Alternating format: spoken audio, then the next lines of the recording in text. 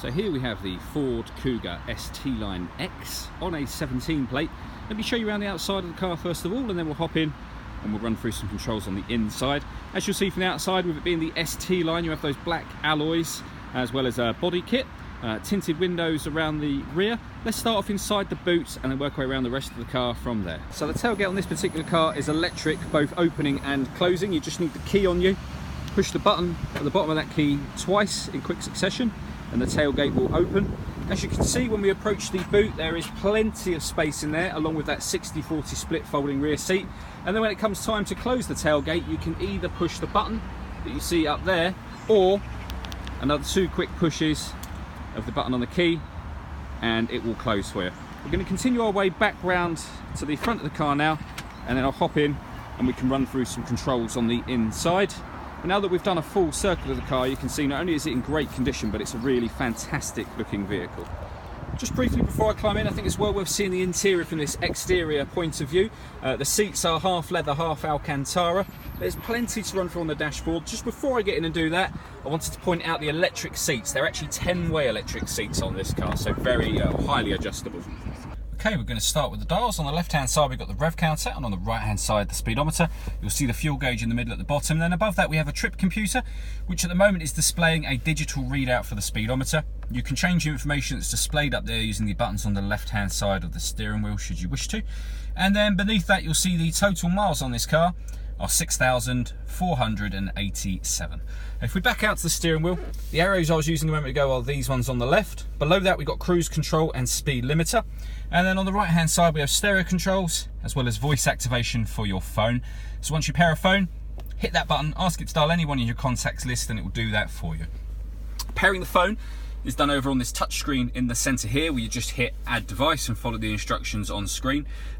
We've got satellite navigation, but before we come to that, the different types of music that you can listen to. So you can see there, you've got AM, FM and DAB digital radio, excuse me, a CD player, and Bluetooth audio as well. On top of that, there's a couple of USB inputs, so you can plug devices into those, and then you'll have a couple of extra boxes appear up on here.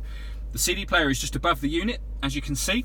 If we go back a stage, we can press the home button, we then have satellite navigation. So simply hit destination, follow the instructions on screen. You can input postcodes, full addresses, recent destinations, all of those sorts of things. And then back to the beginning again. The other fantastic thing this car has, so it's got front and rear parking sensors, but on top of that, if we pop it in reverse, we have a reversing camera with the guidelines as to where the car is headed shown on the ground behind the car. And we'll pop it back in neutral.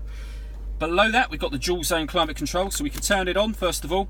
We can adjust the temperature independently on either side of the car. Hit that button to turn the air conditioning on, or hit auto and it will maintain those temperatures for us. We then have a heated front screen just there.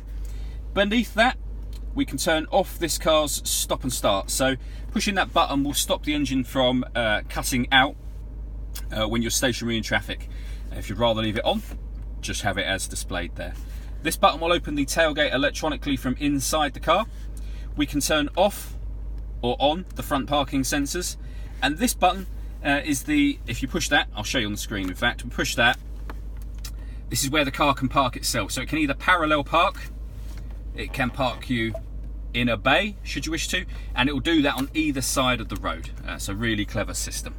We then have the 6-speed manual gearbox, a 12-volt charging socket, along with the electronic handbrake, and then in the central armrest, we've got 2 USB sockets. Last thing I'm going to show you is the sunroof on this car.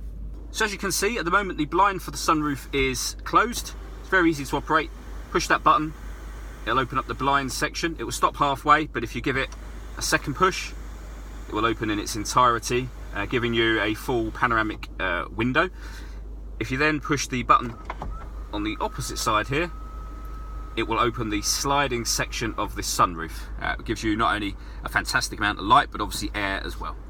All that leaves me to say is thank you for taking the time to watch this video. If you'd like to come and see the car in person and have a test drive, feel free to call any of our MJA sites. We'd love to hear from you soon.